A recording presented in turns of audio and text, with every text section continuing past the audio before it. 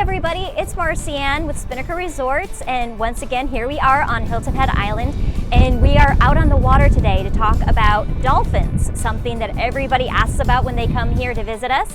So usually in the late spring, early summer is when you see these babies arrive, and between May and July generally is when we see smaller dolphins appearing in our waterways. The mama dolphins carry their young for about 12 months, so a 12-month pregnancy. At a girl, you go, dolphin mamas. And when they have their babies, it's usually late May into the summer months, and that's when we see these little ones appear out here. And the babies stay with their mothers usually about 2 to 6 years. The mothers are having babies about every 2 to 3 years. It could be as long as 6 years between them having their calves. And the females will generally stay with the mothers throughout their lives. So when you're seeing a kind of a pod of dolphins, and you see a baby that's there, it's usually not a mama, daddy, and a baby, even though that's a great family way to think of it. It's usually mama, grandma, or an auntie, or just another female dolphin that's with those babies, and they kind of do a group carrying thing. The males will usually leave the mothers and they will go off someplace else. Kind of an interesting side fact with that is that dolphins, studies have shown that they name themselves. So they name themselves all a unique series of clicks and whistles. And what they've found is that the mother dolphin will have a series of clicks and whistles, and her female child will have a very different name. But the males often take the name of their mother. And they've proven this by looking at male dolphins that are kind of in that region but separated from the mother, and they will find another male that has the same series of clicks and whistles, and it matches DNA with that mother, so we know that that's a mother and son combination. So that's kind of a cool thing to think of the sons living on and taking on their mother's names. The bottlenose dolphin population that you see here on Hilton Head Island generally kind of runs into two different groups. Well, there are actually two different groups of bottlenose dolphins in our oceans area. We have the coastal dolphins, which stay inshore from the continental shelf, and then you have the offshore dolphin population that lives out into the deeper waters off the continental shelf. So we're going to talk primarily about our coastal dolphins. One of the behaviors you'll witness, or hopefully witness and get the opportunity to see, that is very unique to the low country area. And remember, the low country is anywhere between Charleston and Savannah. And that is a behavior called strand feeding. Now, strand feeding occurs usually within 3 hours of a low tide.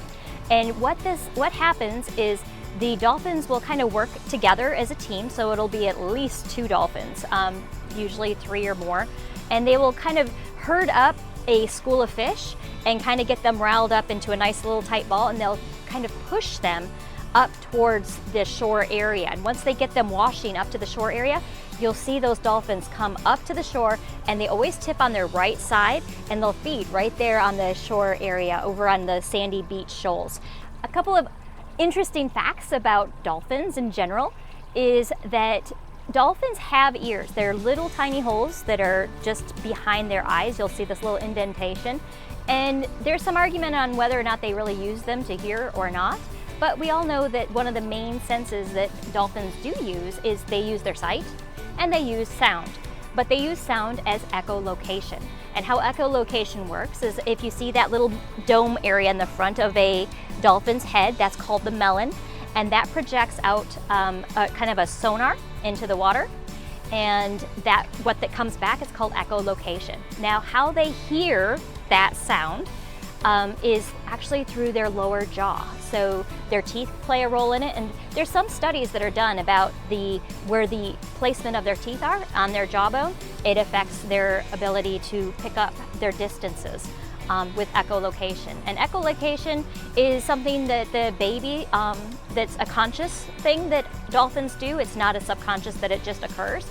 It's a skill that they have to actually grow. So I guess some dolphins are better at it than others. And babies learn how to do echolocation through their parents. So yeah, echolocation, wish that I had it.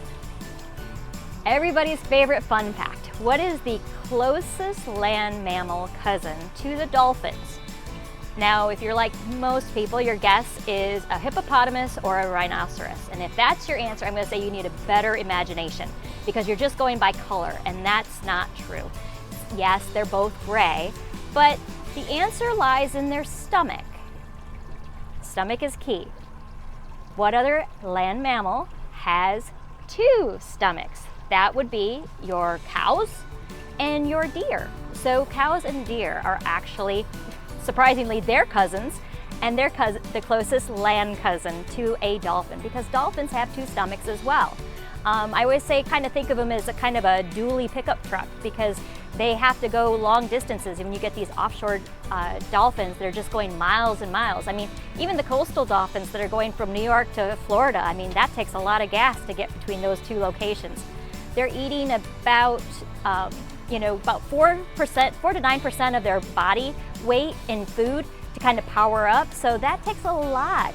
Eating 30 pounds of fish every day, you got to have a place to put it. So that's why they have those 2 stomachs. So that way they can keep that energy going, keep that tail going the whole way, and keep them going up and down so that they can breathe and so that they can project themselves to wherever they want to go along this coastline.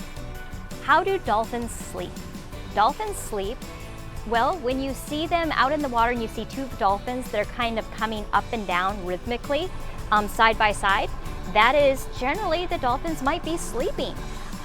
Dolphins will shut down 1/2 of their brain at a time, which is an adaptation that I would love to have. Can you imagine you could just be sitting there and shut down 1/2 of your brain and be talking out the other side of your head, I guess. But when they go side by side, it's because they'll kind of partner up, and I'm gonna stay awake on the right side and my partner's gonna stay awake on the left side, and we're gonna keep an eye out for trouble, and we're gonna swim side by side and shut down that interior section of our brain. And then when that's well rested, we're gonna switch and we'll sleep with the other half of our brain asleep. Kind of a cool thing if you think about it. Hopefully this gave you some great information on knowing a little bit about what you're seeing when you see our dolphins and their behaviors out here on Hilton Head Island. And when you come and join us the next time, maybe sign up for one of our dolphin cruises that we have off the dock there at Blue Water. We'd love to see you, and I know that the dolphins are ready to say hi. Take care, everybody.